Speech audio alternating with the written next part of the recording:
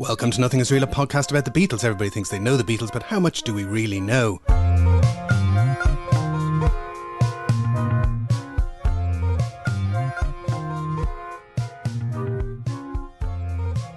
My name is Jason Carty. My name is Stephen Cockcroft. And we are live on tape from Dublin and Belfast. In the past 4 episodes, we have been looking at the man and the legend that is Allen Klein, the steps he has taken to September 1969, where he has renegotiated the EMI deal with the Beatles. And from this point on, something that we often refer to as Schrodinger's Beatles takes place, where there's a band and not a band happening at the same time. So we want to look at the steps of Allen Klein in charge that lead up to the release of the album Let It Be in May 1970. But I think we have to start, in case people haven't been listening to the last 4 episodes, to take stock of where Allen Klein is in this kind of September 1969 place. So he's done the main job that everyone wanted him to do, which was to streamline Apple. Hooray! Hooray, yes. He has. He's got rid of the dead wood. The leeches are gone. Yeah. And everything else, we have had a heated debate about Northern Songs and NEMS, but he has reached a point of finality with them, you could say. Yes. So, I mean, I think what I would say about Apple, first of all, is he's done what everybody agreed had to be done. You know, he's trimmed it all down. He's got rid of the aspects of Apple, specifically Magic Alex, that were not working, not producing income and draining money. They've got themselves out of the NEMS contract, so they had to pay more than they had been anticipating, but they've got themselves out of that. Northern Songs is lost to them, but they have got some cash. And so they're all set fair for the next 10 years. Well, this is the thing that kind of gets announced, which is, you know, the Beatles are free. They're kind of free agents now. They're free of NEMS and free of Northern Songs, except they're not really free of Northern Songs just yet. But that the way Klein sells it to the media is that, they are men now who can make their own decisions and we're getting on top of things. And by the end of 1969... they'll be totally set up for the 70s. That's the kind of vibe I think that Klein wants to get out. Yes. Klein, I think Klein, it's very important to him to present that image, to present that idea that the Beatles are now free agents. Yeah. And it's hard to present this story without obviously knowing what happens. You know, the retrospectoscope, as they say, gives a certain perception of how all of this played out, because what we know is that the end result is that there is no band in a way. Like all of this is for what purpose? And I guess the Schrodinger Beatles notion is, at which point do we know that there's no band? It's really, really hard to say. Yes, I think that's exactly the point, that we have to look at this, try and look at this without knowing that the band is breaking up and is about to break up, and without factoring in the acrimony with which that happens. And I think I said way back at the start of the Klein episodes, I think it's difficult. His reputation is tarnished primarily by the fact that the band broke up under his watch. So therefore he gets the blame for that. And I think there are certain points along the way.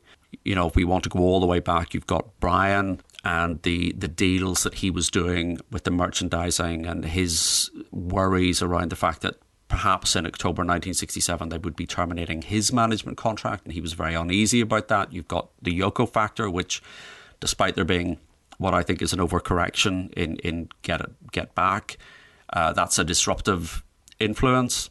Yeah. You've got the Eastmans coming in, you've got Klein coming in, you've got George creatively striking out on his own. All of those things come, and it's everybody looks for a point where there's a fracture, an irreconcilable split. You know, Paul talks about Liberty Bell Day. I don't agree that that's necessarily the point, but there doesn't have to necessarily be a single point at which everybody falls out. It's a slow drift. It's a slow drift rather than a sudden rupture, I think. Well, it's like any relationship or, marriage or whatever, that it's, or I think what Hemingway said about bankruptcy, it happens slowly and then all of a sudden, it's one of those things that kind of goes that way. But something that I find I'm coming back to, and you kind of see it in these months, is that Klein, you know, he's selling himself as a business manager, as a man who's going to get on top of business. Is he a personal manager? And that's going to be a huge difference, that he never seemed to, I think, step outside of the deal making to massage the egos, or massage all four egos, maybe as he should have. But maybe we should leave that there. I don't know whether you'd agree with that or not. I think that's fair. I think he's very much focused on John Lennon. Yeah. And Fred Goodman in his book will say, you know, Allen Klein loved John Lennon. Yeah. You know, he admired him, he respected him, perhaps in a way that he didn't any other client he ever had up to that point, or any client he had subsequently. And I think that was an issue, in the same way that the Eastmans being Paul's in-laws was also an issue. Yes. But I think if people had paid more attention to the personal relationships, and yes, massaging the egos of the people in the room, I think it could have been very different. So in our last episode, we talked about the September 1969 deal where they raised the royalty rate. You know, this is often touted as Klein's big success story, and it, actually, in fairness, it probably is a success story. It is. I think it's difficult to take any other view of that. You remember way back in sort of 65, Paul is throwing the Stones deal up at Brian Epstein and sort of saying, well, why haven't you got us a deal like this? And Brian couldn't get the same deal in 1967. But Klein actually does manage to better that deal in his negotiations with the EMI. And if you think about the fact that the Beatles are not necessarily at a break point in their contract with the EMI, you know, he's going in to renegotiate something that's already in place, and there's a binding agreement, and he does spectacularly well. And the other thing is, he had everybody's authority to do that.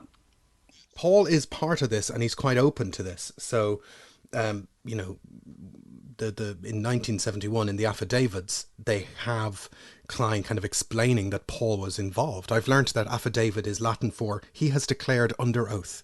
Yes. Maybe you knew that already, but it's probably worth saying that affidavits have a certain type of air to them, in terms of this is not, this doesn't sound like Allen Klein's day-to-day speech. It doesn't. So what he says in this affidavit in 1971, he says, it was essential that a choice be made as to who should have authority to negotiate, because there was uncertainty in the outside world as to whether I or John Eastman spoke for the Beatles. It was decided by all four of the Beatles that I alone should go with them and have authority to negotiate. The plaintiff, otherwise known as Paul McCartney, was anxious for John Eastman to attend, but he went along with the collective decision. So Paul entrusts this negotiation to Klein, and Paul is not separately represented by the Eastmans.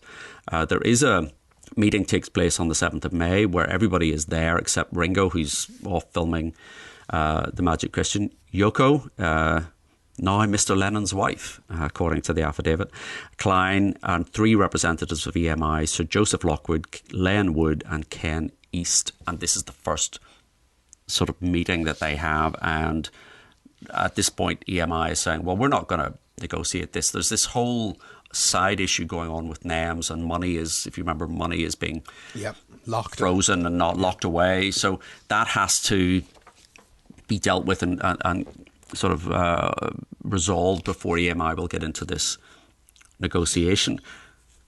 And this goes back to that first week in May 1969, which ends with Paul not signing the contract in Liberty Bell 1 and 2 and all the rest. But that is one of the meetings that they are having with Paul in the room, and with Paul sanctioning, go off to EMI and shake the tree and see what happens. Yes, and the first meeting is on the 7th of May, and Liberty Bell Day 2 is on the 9th of May. Yeah. So, this is why I find it difficult to reconcile the idea that Paul is on the one hand saying to Klein, yes, you're my guy, get in there, do the negotiation, but 2 days later is saying, I'm not going to sign this contract. Yeah. And if you remember, it's a contract that they've already discussed between themselves, and Peter Doggett makes the point, nobody was objecting to Klein being appointed, much less querying the 20%. So the contract that they were renegotiating was one that was signed by Brian in 1967, and we talked a little bit about this in our Brian episodes, that they had these kind of months at the end of 66 or 67 where essentially they were without a deal, and in reality, they should have started their own record company then, or they should have gathered control of their own masters or worked on an exclusive leaseback deal to EMI, whatever. But the deal that they sign with EMI in 67 has this thing where they have to deliver 68 songs in 10 years. And that's the kind of the break in the armour that Klein uses to trigger a negotiation, because he says, well, they've delivered 68 songs. We're done. Yeah. Yes. So between the White Album, Sgt. Pepper, the singles, etc., they have delivered the 68 songs. One other point that I just want to mention in the EMI contract, because this has come up, a couple of questions were asked on the Facebook group. The 25% that NEMS were getting. Yes. That is dealt with in the 1967 EMI contract. It sort of sits separately. It's not, people were sort of raising the question, well, after Brian died, how did the management contract continue? How were NEMS still entitled to the 25% after he died and after the contract expired? It was built into the contract with EMI. Oh, right. And that's where they were getting their money from? Yes. And there is some suggestion that in the Brian Southall book that the Beatles didn't know that in 1967, when they were signing this contract with EMI, they did not know that there was a 25%, that 25% commission, if you like, was built into that contract as opposed to sitting in their management contract with Brian Epstein / NEMS. So when they're negotiating the NEMS contract, are they in a position then to negotiate that money if it's baked into another contract? Well, the point is NEMS is entitled to get this money from EMI. So what they were trying to do they weren't trying to say to NEMS, you can't have that money. They were trying to buy NEMS in so that they effectively would get the 25% from EMI. And it does occur to me that issue around did they know or did they not know, that might be the issue, the propriety issue that John Eastman is alluding to when he writes to Clive Epstein and says, and then we'll be looking at the propriety of your negotiations with EMI. Because Brian Southall does say there is a very strong suggestion the Beatles weren't aware that the 25% was baked into the EMI contract. So say that point had come up, that we were being criticised for not. I was being criticised for not explaining. I'm learning myself right now. Explaining how this happened.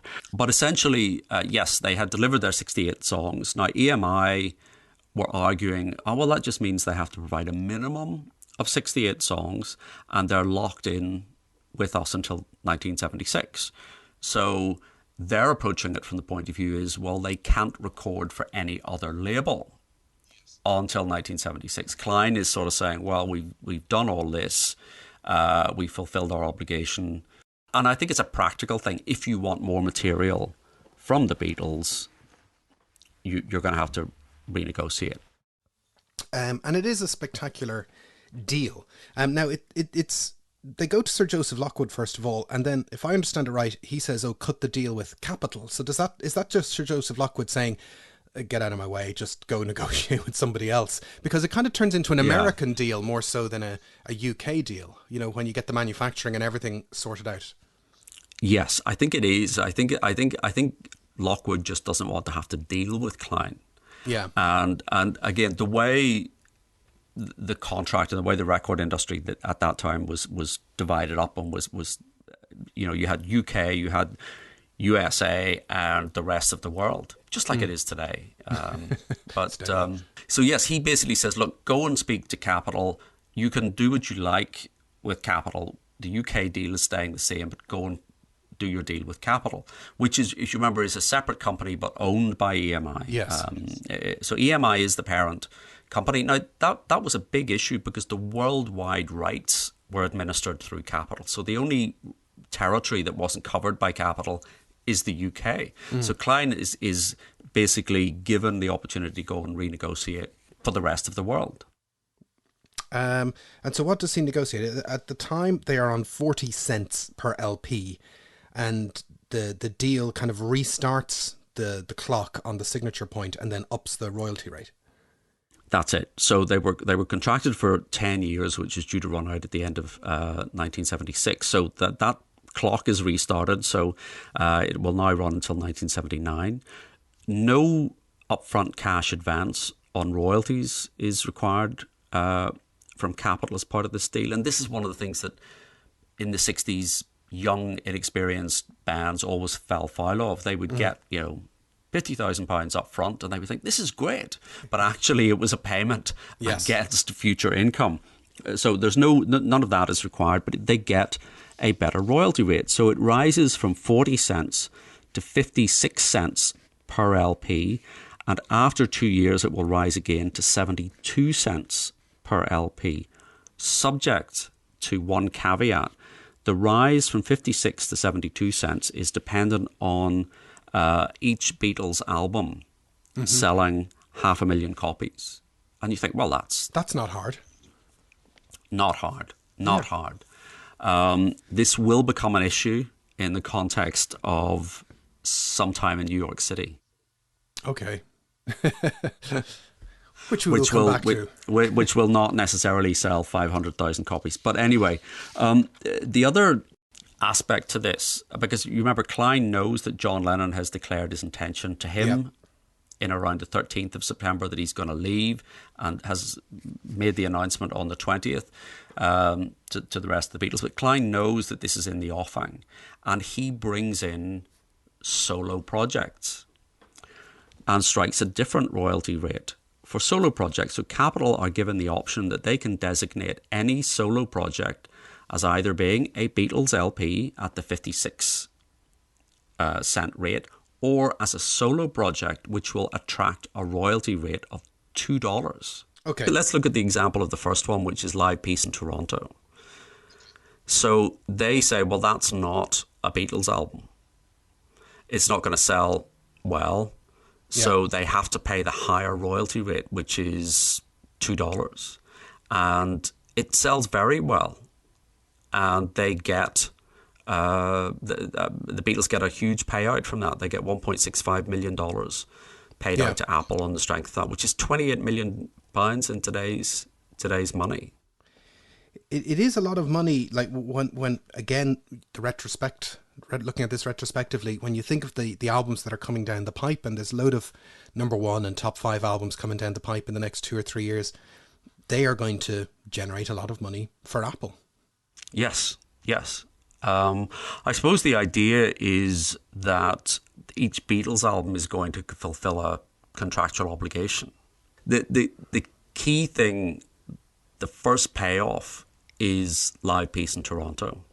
Yeah. Which sells extremely well at the higher $2 royalty rate, and they get, in today's money, £28 million into the coffers, which is a huge amount of money. And you think up to this point, the solo projects have been Electronic Sound, Life with the Lions, The Wedding Album, Two Virgins, Wonderwall. These are not selling. The other aspect of this is, of course, Klein being Klein, he negotiates an ABCO element into this contract. Well, now this is, we talked a minute ago about, maybe a little bit of NEMS, 25%. Did anybody know this was part of the deal type subterfuge? And now there's a little bit of ABCO kind of double dipping as well, because there's something in it for Alan. There is. So under the new deal, his company, ABCO, will manufacture the records, not Capitol. Capitol then buy them from ABCO. Now, Klein is certainly going to get money from this, but he pitches this to the Beatles on the basis that they no longer have to rely on Capitol producing the sales returns. So it's this is one of the sort of, I suppose, pinch points of any record contract. It's the record label is saying, we agreed to pay you X number of dollars per record, and we will tell you how many records you sold. Mm-hmm. And now Klein says, I'm totally trustworthy. I will know how many records we have made and sold. Exactly. We collectively, me and you guys, I'm part of the gang now, we will be responsible. And this I think this is, a record pressing plant is a record pressing plant. This is just a paper exercise. Effectively, I don't think it's not that Klein has a record pressing plant in the basement. Well, maybe he does have a record plant. No, I think he's just taking it over and getting a little extra cut and selling, getting I guess there's some kind of wholesale price that he's taking for himself as well. It is, and this will come back, but it is explicit in the contract, and the Beatles are aware of this. But it does make Klein responsible for declaring the returns of records sold, records returned, etc., etc. And this becomes an issue for Klein much later in the 70s, around the Bangladesh album in particular, and records being dealt with as freebies or promotional copies. And it's this that ultimately will earn him some small jail time in later years. A couple of months he gets. Yeah. But it's a bit like Al Capone being done for tax fraud. It's... Yes, him doing for dodgy free records. Yeah. They sign on the 20th of September 1969. Paul says, as we said earlier on, if you're screwing us, I don't see how. Well, he's taking over the manufacturing and taking a cut, Paul. That's one of the ways. But anyway, I put that to one side. But there's this air of, well, do the Beatles exist? What are they going to do? And Klein kind of tips into this. It's kind of a chain of events that in some ways I think mimics what Capitol were doing in the first wave of 60s Beatlemania, where, he thinks, well, we got to get product out, we got to get records out, and if we get records out, that'll generate income, and if we generate income, hooray, we can all keep buying our psychedelic Rolls Royces. So it's a chain of events that kind of leads to the Let It Be album, which I think is kind of the pinnacle of that type of Allen Klein driven release schedule. But he's looking to release product, and so the first product that he puts out is the Come Together Something single, which is the first time properly, certainly in the UK, that they've pulled a single from an album. Yes he's very keen. I think he sees the royalty settlement as being a line drawn, and now he has to convince the Beatles that he can deliver financially. And the first thing is you release a single, and the first time it's ever been done. But it's a hit. It gives them some income. Yeah. It's not a Northern song, which is interesting. Well, one of them is not a Northern song. It's a Harry song. Yeah. And we did talk about it in our AA Sides episode, but it comes out 6 weeks after the Abbey Road album in the UK. It does not get to number one in the UK, so it means that the last UK number one ends with The Ballad of John and Yoko earlier in the year, but it does generate cash. And the other big release that he works on is something we discussed in a bonus episode, which is the Hey Jude LP, which comes out at the start of 1970, which is, as we discussed on that episode, a kind of curious amalgam of previously unavailable Capitol singles. And I guess if you think about this deal as being a Capitol deal rather than an EMI deal, it's interesting that this compilation is kind of a Capitol themed record. This is the source of income. He identifies various sources of potential income and goes for it in a way that I suppose doesn't sit comfortably with our notions of Apple and the sort of utopian ideal that was being espoused here. And again, I think this is part of Klein's problem, reputational issue, is that he is doing business. Mm-hmm. But business for the Beatles, and the Beatles are not businessmen. The Beatles, way back in the day, in '67, when NAMS was still around, and there was the tax issue and all the rest of it, and they were trying to think about, well, what can we come up with as a tax saving? One of the things was a chain of shops. Clive Epstein in particular was very keen that the Beatles would sell greeting cards.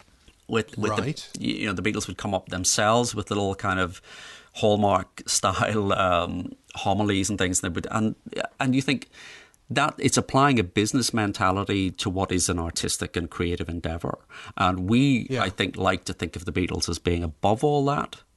It's like U2 moving to all their business to offshore to save tax. They're damaged by that. Well, let's do an hour on that.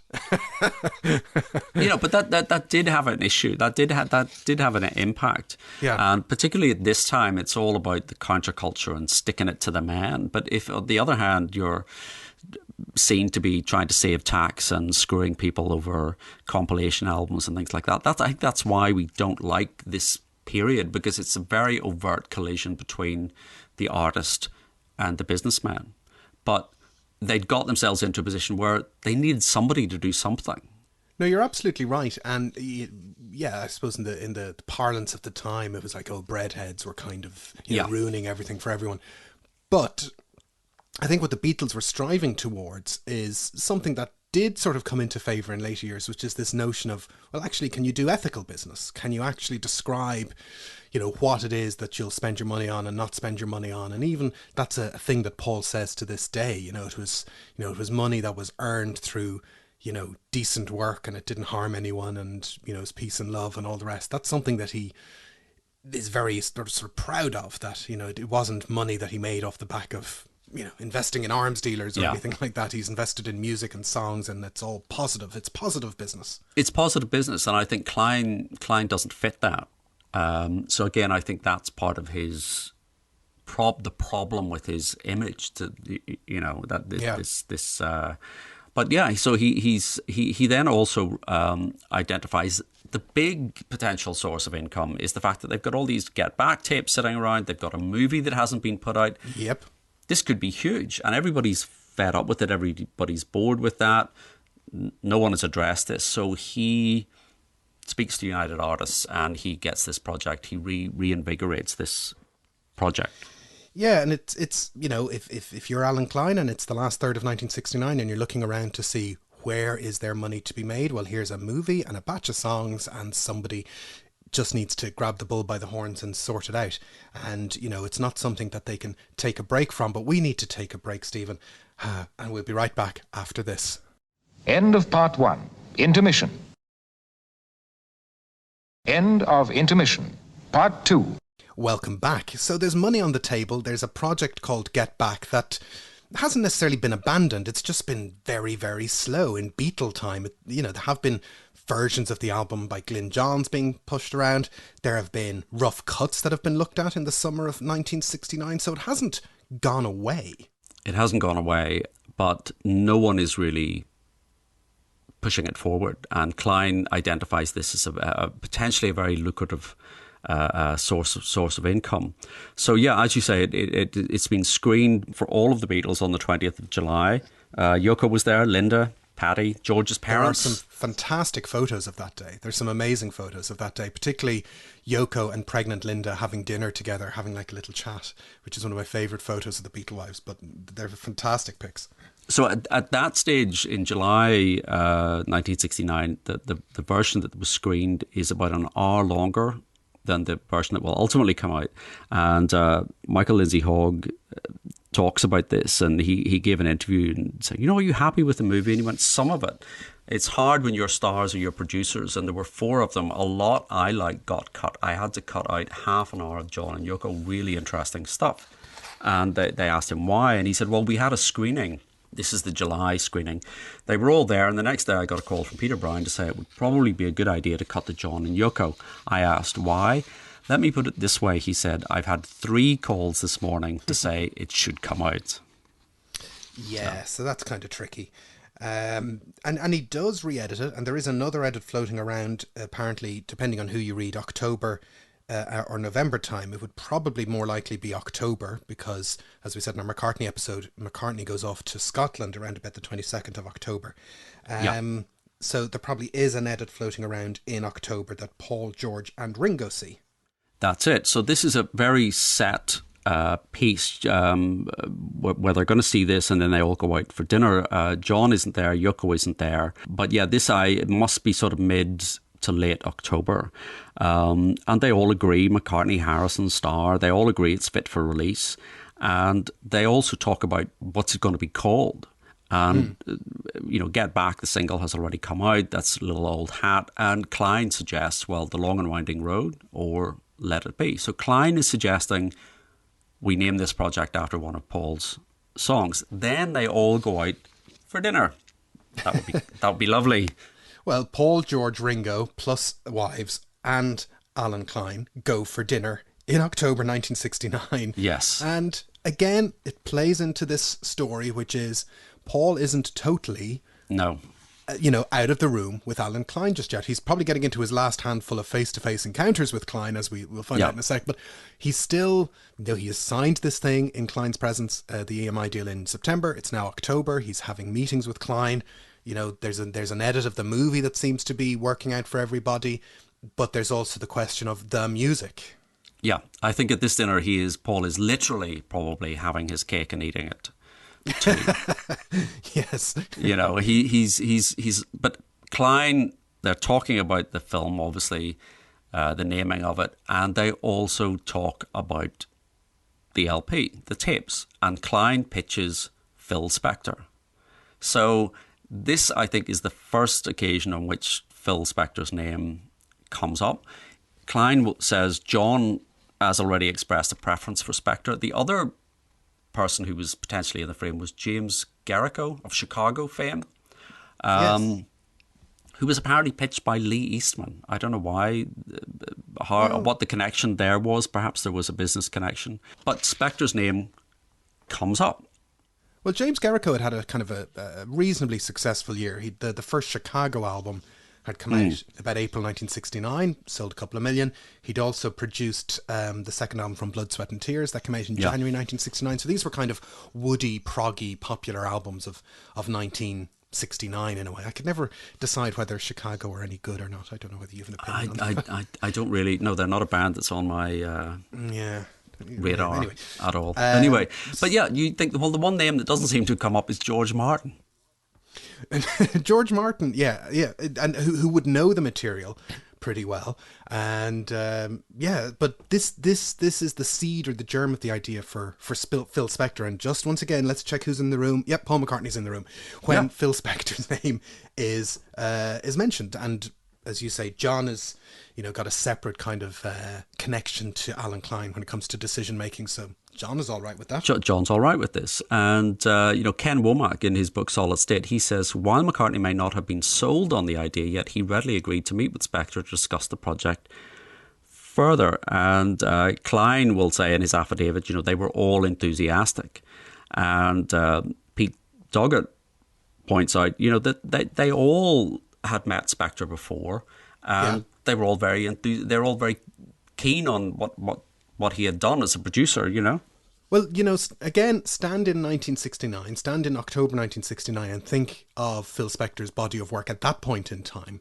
And, if you're a Beatle, chances are Phil Spector has made some records that you love, and you're perhaps not totally plugged into some of his, how you say, eccentricities, so to speak. So, even though they have sort of seen him kind of go slightly crazy on a plane at one point. Yes, there's a very funny story from Ringo in Anthology, and they talk first of all about they meet him when they're all living in a flat in Green Street, and they meet him at a party, and but then they meet him again on their first flight to America. So Spector is there at that key moment when they're flying to America, and Ringo says in Anthology, he's mad as a hatter. And this was before Spector had actually killed anybody. The first time I met Phil, we were all on a plane going to New York. And that's when we realised how crazy he was, because he walked to America. He was so nervous of flying, he couldn't sit down. So we watched him walk up and down the length of the plane the whole way. Yeah, and Paul also talks about him in Anthology. We met a few people through Phil Spector, the Ronettes, which was exciting, and others such as Jackie DeShannon and Diana Ross and the rest of the Supremes, people we admired, all the people who were coming up as we were coming up. It was a matey sort of thing. So he's kind of in the club. He's got a bit of respect. He's got a bit of cachet. And he's had a his 60s have ended kind of curiously, like River Deep Mountain High has kind of sucked the life force out of him, and he's kind of looking for a second act is kind of where he's at in 69. Yes, so it's a bit like it's a bit like the Beach Boys. He finds himself more popular in the UK than in the US, and River Deep Mountain High is effectively a flop, and in the States, and he's out of work, essentially. And George mentioned this, and he says, I think that Phil Spector approached Klein and was trying to get some work, or somehow was hanging out with Klein, I think Klein suggested to us we should get Phil Spector to come and listen to the tapes. Phil Spector made the kind of records that I like, the wall-to-wall sound. I was a big fan of his. I was all for the idea of getting Phil involved. Also, he'd been through a bad patch. He'd given up making music, and I think he was trying to get back into it. I saw it as a way of helping him back on his feet, which is lovely. Lovely. Well, as you know, the late great Ronnie Spector, I went to see her in December 2019, and she had a small segment of her, show where she would, she had some slides and she would talk about meeting the Beatles and hanging out with the Beatles and how cute they were, and that whole avenue and that connection as well. So there is a connection, and that's something, I mentioned cachet, but that is something that's important to the Beatles, that somebody has an in, or that somebody has a kind of a tacit approval of the group, and so Spector kind of ticks those boxes. Yeah, he fits the bill. And the other thing is, this is effectively the Threetles carrying on business Yes. as usual. John has said, a month before, I want a divorce, I'm leaving, that's it. And then the next thing, the other three are all out for dinner, having a lovely time, chatting with Klein and agreeing to bring Phil Spector. Now, the fun fact is, this is actually the last time that Paul was in a face-to-face meeting in a room. Yes. With Klein, apart from being in court. Because obviously, this is before the phone call, isn't it? And the phone call is the thing that puts Paul off Klein forever. I think this is the phone call incident. So the story is that Klein is in a meeting with the Apple staff, and somebody comes in and says, "Paul McCartney's on the phone for you, Alan, Mr. Klein." And Mr. Klein says, "Tell him I'll call him back." And the person goes off and says to Paul McCartney, "Mr. Klein will call you back." And Paul says, I need to speak to Allen Klein. Relayed the message, tell him I'll call him back. And Paul says, if he doesn't come to the phone, he will never hear from me again. And Klein says, tell him I'll call him back. And Paul, true to his word, doesn't speak to him again.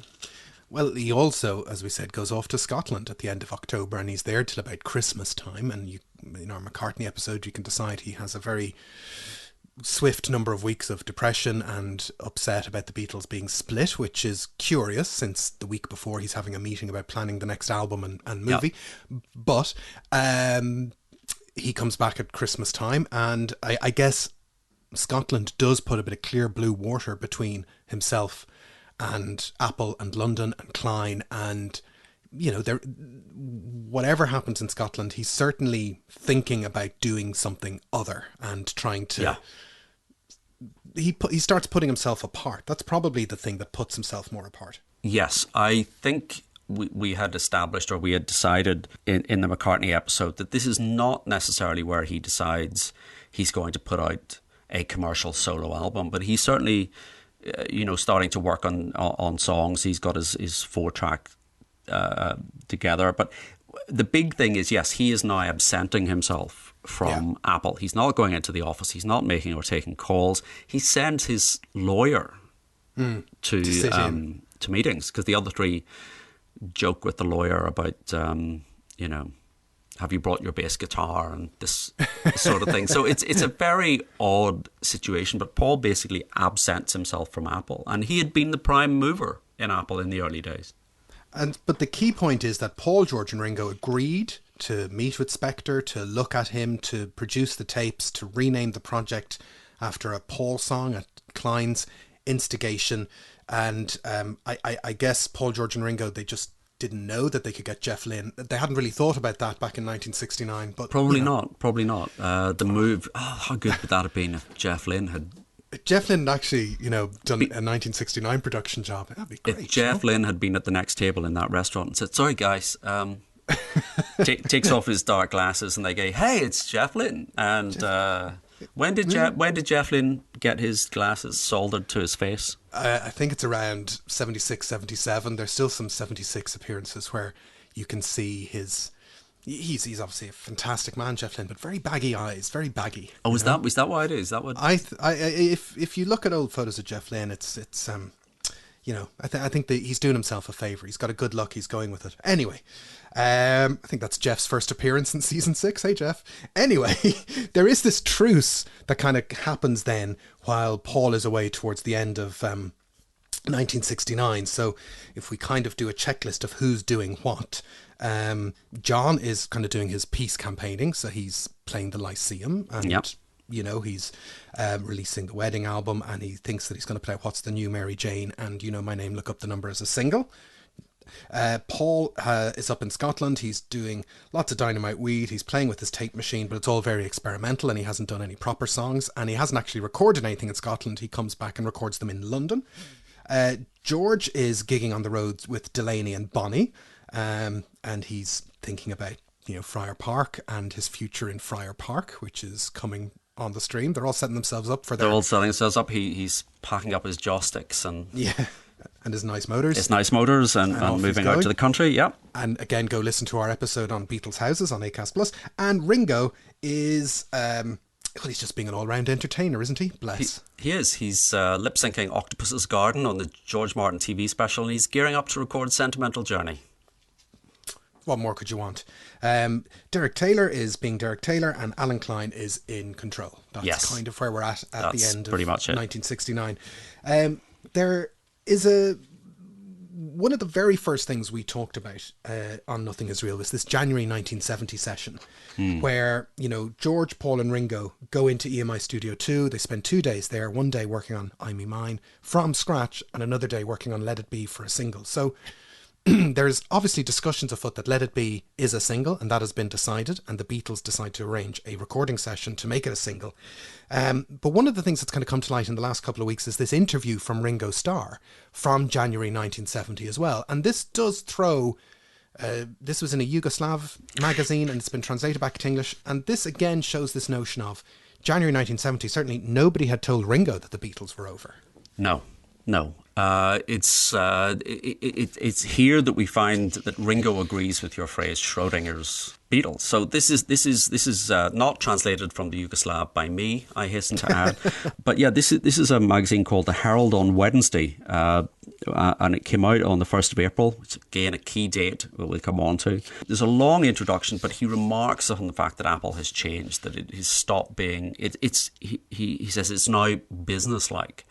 Whereas before it was just a cool place to hang out, if you were a journalist. And again, nothing wrong with that. Nothing wrong with it being businesslike. But in 1969, 1970 take, it's like, oh man, a bunch of squares. Yeah, exactly. So he says, he's talking to Ringo, and he said, you say, whilst we were the Beatles, why do you and Lennon use the past tense when talking about yourself and the Beatles? After all, you're still the Beatles, aren't you? And Ringo says, of course we are, and yet we're not. There you go, Schrodinger's Beatles. Perfect. Schrodinger's Beatles, existing and not existing at the same time. We're not in the old sense. When we say that we were the Beatles, then we mean those Beatles who raced around the world and performed in front of audiences. The Beatle mop-tops, howlers in that sense. We mean the young Beatles, the green Beatles, the red-faced Beatles. And Constantine then says, but you were still inseparable after you stopped touring. At least for some time you lived close to each other like neighbours. Today there's no more of that. And Ringo says, yeah, today there's none of that really. I repeat, we got married, started families, widened our interests that are not always exactly the same. It's one thing to keep four guys together. Even if each has a steady girlfriend, it's another to bring together four men who are already approaching middle age. Middle age. They're in their 20s. Yeah. And even more their wives and their children, but we are still connected and not just because of business, so to speak. Yeah, and then he says, the $1 million question, which is the journalist smiles. So the rumours about the breakup of the band are unfounded? And Ringo says, not only unfounded, but absurd too. We can do all kinds of outside activities. I, for example, am performing a bit in films as an actor. John is leading the fight for world peace and organising exhibitions. So he's saying, what's curious about the interview is that Ringo obviously knows that there is a past tense version of the Beatles, which is screaming mop tops, back of vans, world gathering. And I guess what he's potentially articulating is, well, we're at this kind of crossroads. I don't see us not being Beatles. There's just going to be a different type of Beatles, without really knowing that the different type of Beatles is a split up Beatles. But it's kind of acknowledgement that they're at an inflection point, so to speak. I think so. It's very explicit that he's saying, well, we are all doing different things, but we can do different things and still be Beatles. And that's a sort of idea that George will echo in subsequent interviews where he says, yeah, well, there's no reason why we can't go and do our own albums and then come back together again, once a year or once every 2 years, and we can do a Beatles album. And the thing is, that is now a model for a lot of bands. Radiohead, Radiohead are a perfect example, where they're touring. Two of them are touring as a separate band right now as we speak. But again, there were so many things that the Beatles stepped into that they didn't really have the language, or there wasn't really the cultural experience to manage going forwards. So one thing that probably is worth acknowledging is this kind of crossover border between the 60s and the 70s. It is always struck me as kind of poetic that the Beatles really didn't make it into the 70s. They get this one session right at the start of the 70s, but they kind of become totemic eventually as the 60s, as a thing that represents the 60s. I have no doubt if humans are around in 200 years' time that, the 60s will be reduced to a little picture of the Beatles, in history books. And, the Beatles monthly book kind of ceases publication in December 1969. There's this kind of end of the 60s thing. There's a documentary about John as being man of the decade. And, it's this natural thing at the end of a decade to kind of look back and say, well, what does it all mean? And the Beatles would be top of that list. And I always wondered, is there a little bit of a subconscious thing that kicked into them in the 70s saying, well, we're not going to be the band of the 70s? Was that one of the very slow things that made them dissolve, or was it just another factor that maybe I'm reading too much into it, but you know what I'm getting at? No, I think that's fair. I think that's fair comment. When you think of the Beatles, you instinctively, I think, see the Ed Sullivan Show, or you think 65, 66. Yeah, or All You Need Is Love and all that kind of stuff. Yeah, there's all these kind of moments, and Ringo is describing being at this kind of crossroads point. And he's actually, when you tear it apart, he's quite clear to say, well, we've done all these things, and we're going to have to do something else. I think the one thing that informs their entire career is that they don't repeat themselves. Yeah. So they're constantly driving forward, and you think they've got to the point. They've done so much in a 6 or 7 year period. What else is there for them to do? Arguably everything that comes later in the 70s, all music that appears in the 1970s. Is based on what they've done in the 60s. Yeah, it's really striking. So, but there's still Beatle business in this first weekend of 1970, the 3rd and 4th in Abbey Road. George, Paul, Ringo, George Martin, and this is, we say it's the year 1970. It's actually the year 1, isn't it? It is year 1 AP. The year 1 AP after Peace, which was John and Yoko's idea, was to rename 1970 year 1 after. So what, it's year 52 after Peace. Going pretty well, I'd say. It's going well so far. Nothing but peace as far as I can see. But they are 2 days in Abbey Road, good old Studio 2. They record I Me Mine from scratch. John is in Denmark. And people are explaining to him concepts about karma and instant karma. And good old Paul and George are rewriting I Me Mine, like the old days. One of the most interesting things, and in a way telling things about Get Back, is that sequence. 7th of January, George writes this, comes in the next day and says, yes, I got this song. It's called I Me Mine. Should I sing it to you? I don't care if you don't want it. I don't give a shit about it. I don't give a fuck if it's going in the musical. The musical is so derogatory, is so snide. And it's just, they're kind of, John is ignoring him and saying, we don't do waltzes, except for all the waltzes that they've done previously, Yeah. And that little dance sequence where they're playing it, and John and Yoko, I've always seen that as sarcastic dancing. Yeah. That isn't supportive dancing. But yeah, at this point, Paul is saying, think of the beep beep harmony from Drive My Car, I Me Mine, and they're working. So this is arguably the sort of, because this middle section. Yeah. Is Paul's. This is a Harrison McCartney co-write, just like Eleanor Rigby. Yeah, now that needs a bit of pulling apart. That isn't George's idea was, look at all the lonely people. Yeah, isn't that it? Which is the hook. That's the hook. Yeah, but he was just helping out. It's just like doing a solo, I guess. Or and I Love Her. Those kind of co-writes. But Anyway. But there's also a bit of jamming that goes on that weekend. There's a jam session, and if you listen to it, there's these little segments which feature, to my ears, the piano run from Maybe I'm Amazed. Yeah. That bit, which I only noticed. I don't know how long they've been out there, but I only heard it for the first time about a year or two ago. It's a pretty wild thing, and I thought it would appear on the Let It Be box set, but of course, why would anything good appear why would on anything the Let It Be good box set? on the disappointment box? So they are clearly working very fast. They're working very collaboratively, the three of them. The version that they do is tiny, short, 1 minute 30, 1 minute 34 is the version. It appears on Anthology 3 together with the little announcement that they do, which is again quite, telling. It's kind of, are they being funny? Are they being serious? You'd all have read that Dave D is no longer with us, but Mickey and Titch and I would just like to carry on the good work that's always gone down in number 2. So, and Paul goes, what Dozy says goes for me and Titch. But they're having fun. They're working together, and you think, Paul had just said, hey, while we're here, I have this idea for a song, and he plays them. Maybe I'm Amazed. If that had happened, imagine if that had happened. I mean, we know that doesn't happen, but was Maybe I'm Amazed knocking around his head at that time? It must have been.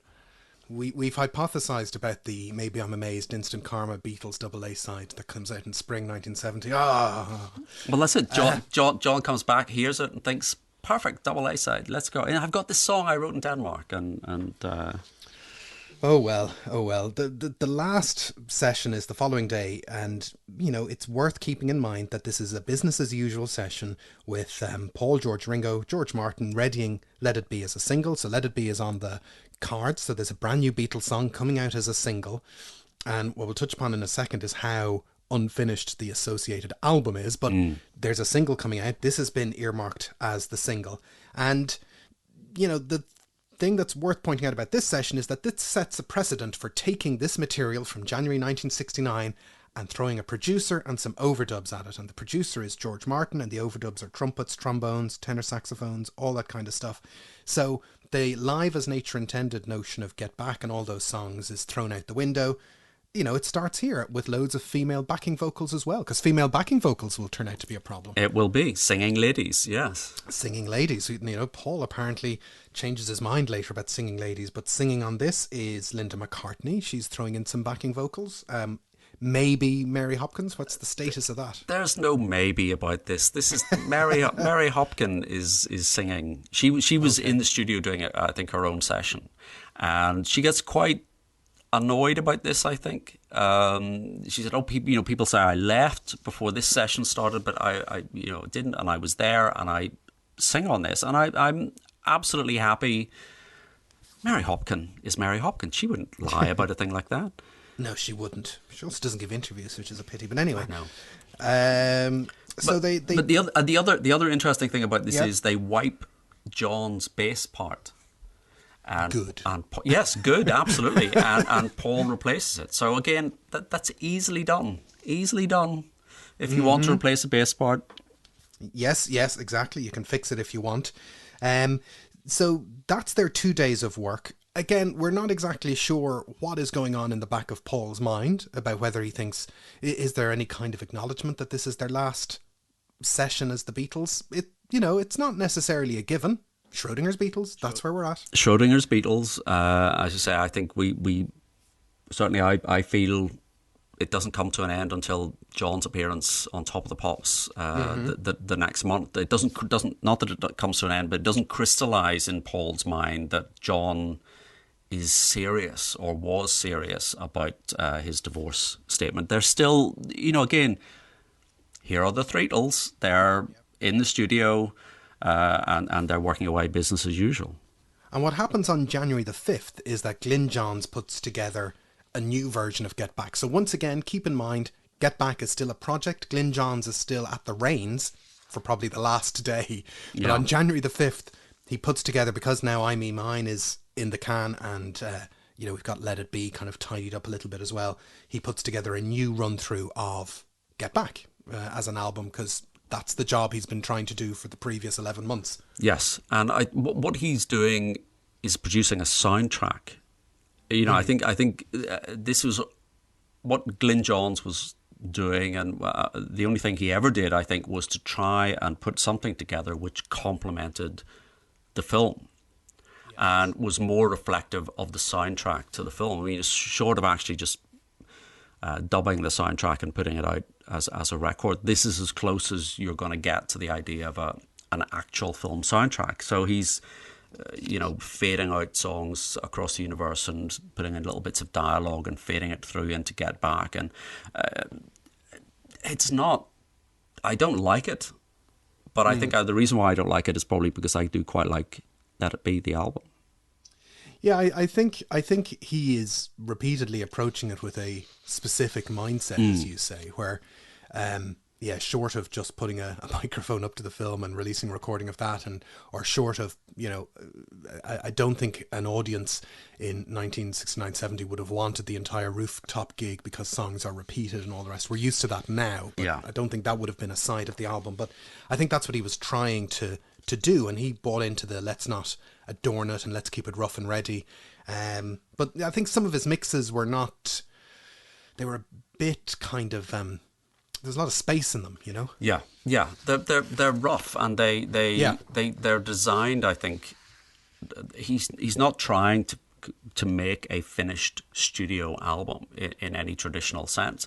So I'm not knocking it in the sense that I think he was fulfilling the brief. Yeah, but I think the Beatles had moved on, and this was no longer the brief. And the fact that Paul is redubbing bass parts and overseeing the string arrangements and brass parts and backing vocals on Let It Be, that indicates the brief has changed. And, Let It Be and I Me Mine are much more polished than the rest of the stuff that appears around them on the Glyn Johns second mix. So you look at Glyn Johns's, and it's side 1 after 909, Rocker Save the Last Dance for Me, Don't Let Me Down, Hooray, Dig a Pony, I've Got a Feeling, Get Back, Let It Be, side 2 For You Blue, Two of Us, Maggie May, The Long and Winding Road, I Me Mine, Across the Universe, and a reprise of Get Back. So he's taken off Teddy Boy, he's still persisting with Rocker Save the Last Dance for Me, God bless him, and it's submitted to the Beatles, and they're like, no, this is still quite similar to your previous stuff, and we're not really getting anywhere with this. I kind of understand, I think. Don't you? Yeah, I do. Yeah, I mean, this is not... again, I think they've moved on as to what this project is. So it no longer fits the brief. Can we check when Glyn Johns is putting this together, what exactly are John and Yoko doing? That's the 5th of January, they are making the announcement that they will donate all their future royalties to peace. Do they? No. Oh, I'm quite shocked by that. Okay. So we are still left in this limbo where it's, January 1969, in the middle of January. The Beatles exist and don't exist.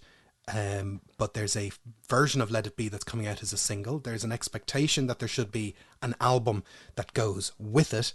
Glyn Johns has not delivered that album. But Allen Klein is, negotiating rights with United Artists. He sees money that's going to come into the bank, and right into all of this, right at the end of January, who comes? He flies in like a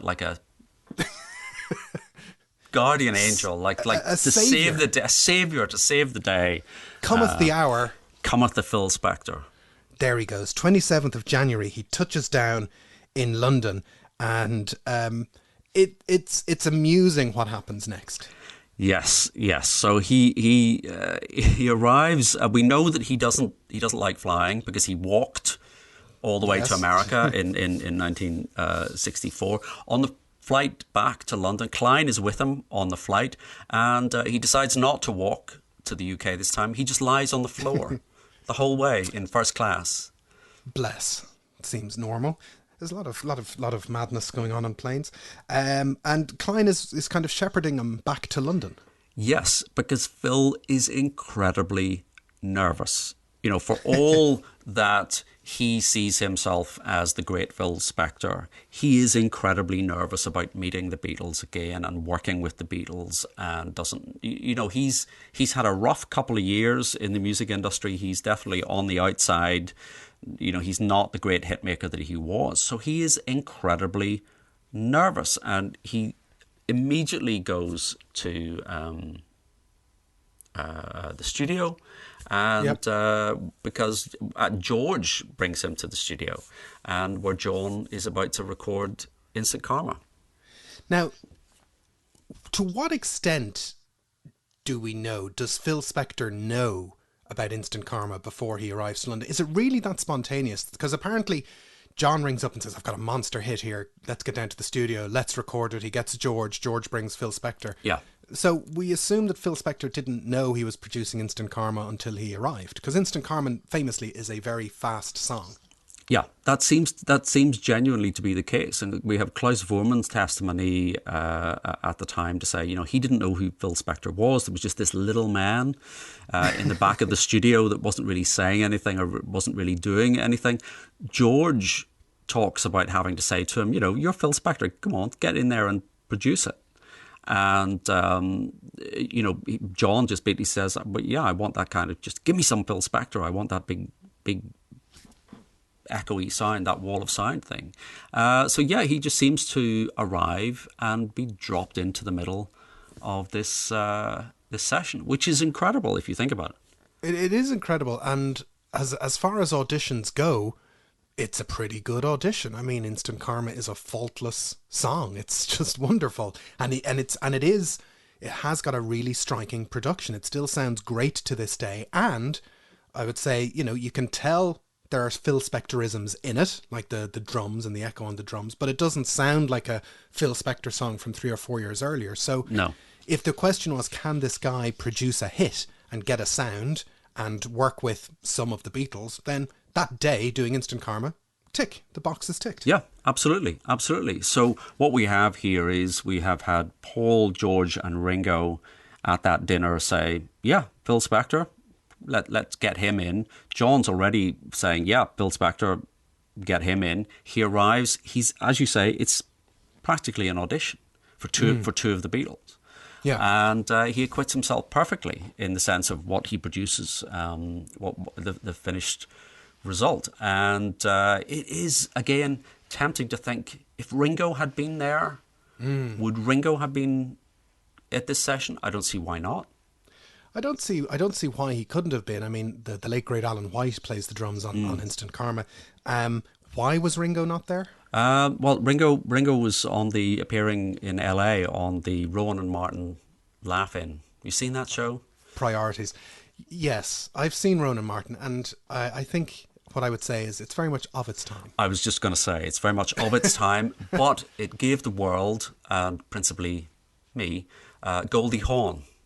So dancing in her bikini. Dancing in a kind of bikini thing. So it's not all. It's not. And all it also bad. gave us kind of Richard Nixon, sock it to me, all that kind of stuff. Yeah, it's it is very weird. The world's greatest comedian.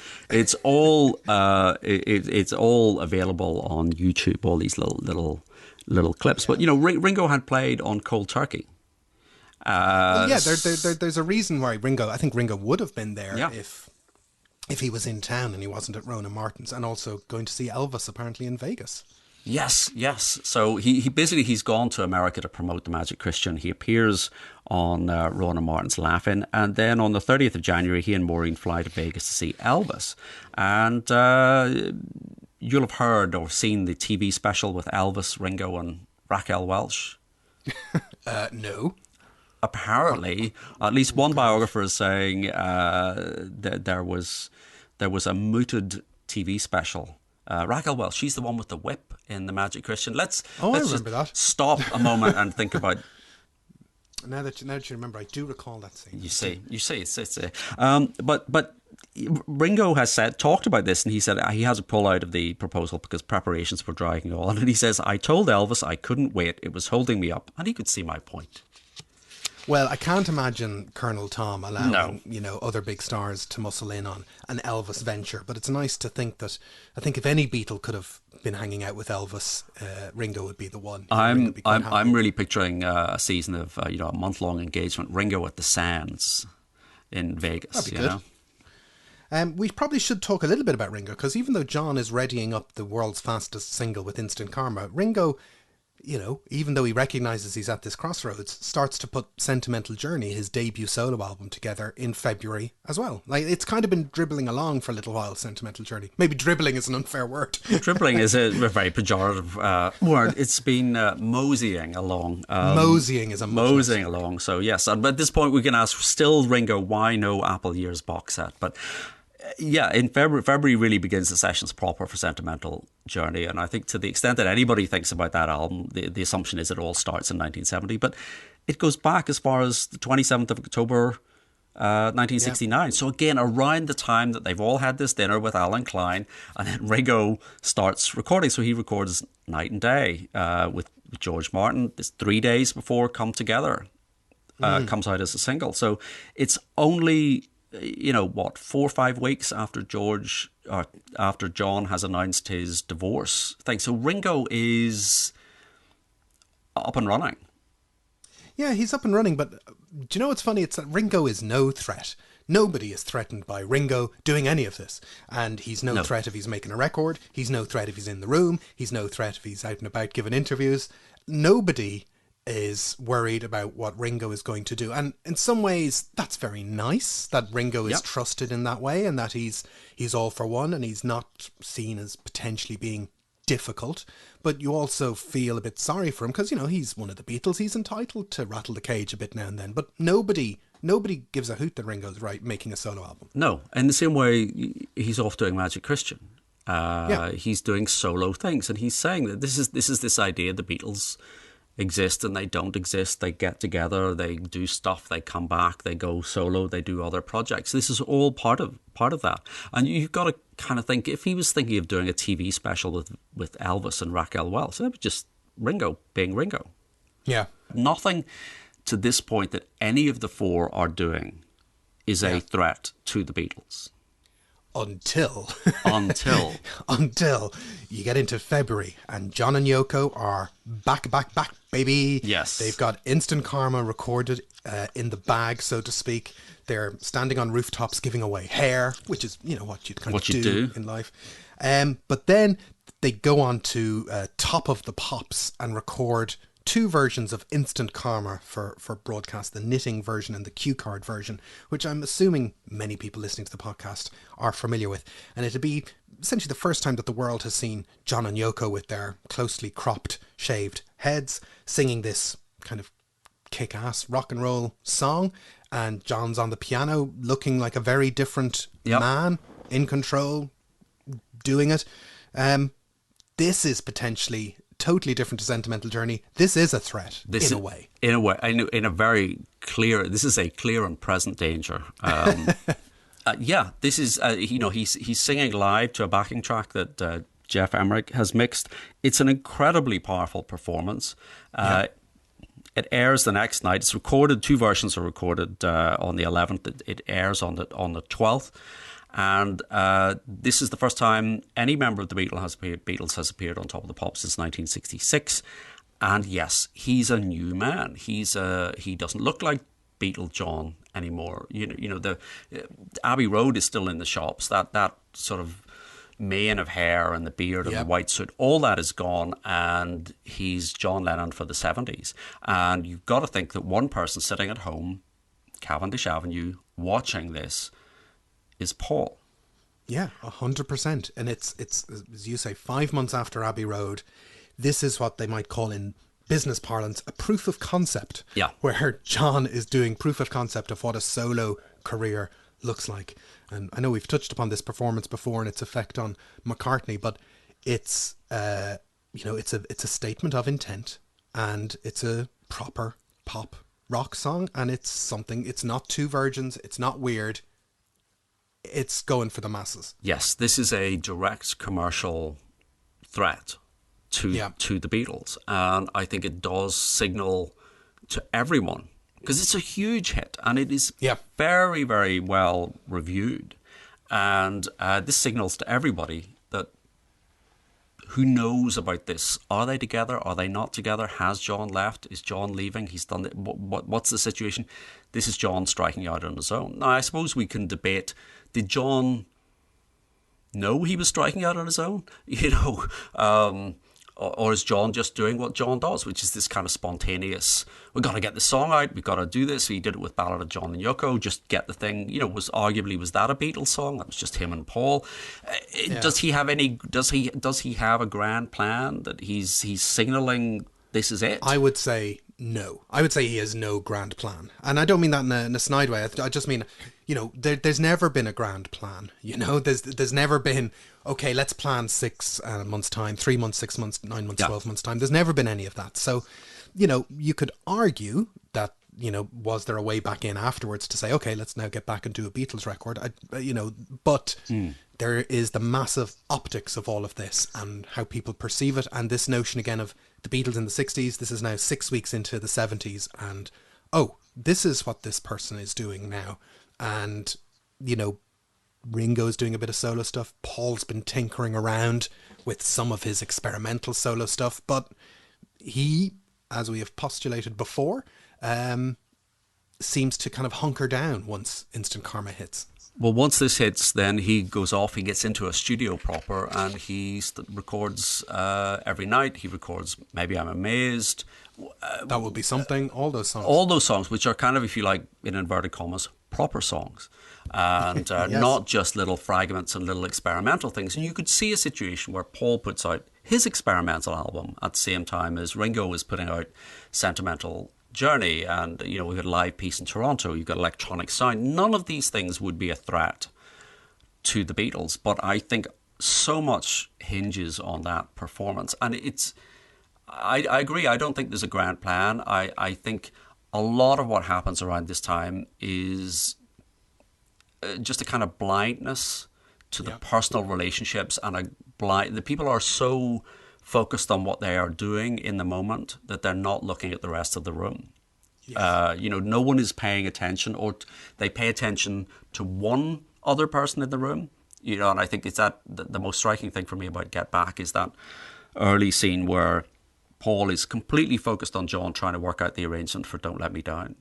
Completely focused on doing this, and is completely ignoring the fact that George is getting increasingly pissed off that he's being marginalised, or John being completely unaware of the effect that Yoko is having, on other people in the room. And there's no plan. People are just reacting. And again, it's this idea they broke up by accident. Well, people weren't paying enough attention. Klein isn't paying attention. He's more focused on he's the business manager. Well, he just thinks Instant Karma. Here's a hit record. So if you look at Valentine's Day 1970, Instant Karma's on top of the pops. It's going up the charts. Paul is considering his options. Ringo is working on Sentimental Journey. But there's a Beatles single called Let It Be that's prepped and ready to come out. There's an album that does not exist. And what happens over the next 3 months is a ton of things happen phenomenally quickly. And it is hard to predict with 2 or 3 weeks advance what is about to happen between Valentine's Day 1970 and the 1st of June 1970. But I think we're just going to have to discuss that in the next part, Stephen. It's like a Dan Dare, Will our heroes get off the cliff? Who knows? Who knows? Tune in next week. Yeah, tune in next week. So that's where we will leave it, folks. We remain available in all the usual places. The website nothingisrealpod.com, which is your portal to the Facebook group, which Stephen runs, over 6,000 people having daily numerous discussions about all things Beatley, not just to do with the podcast, but any question you want. The Twitter at BeatlesPod, Instagram and all the other bits and pieces. And if you go onto the website nothingisrealpod.com, there's playlists and all sorts of other podcasts that we've been on and other kind of fun things to look at. But for now, my name is Jason Carty. My name is Stephen Cockcroft.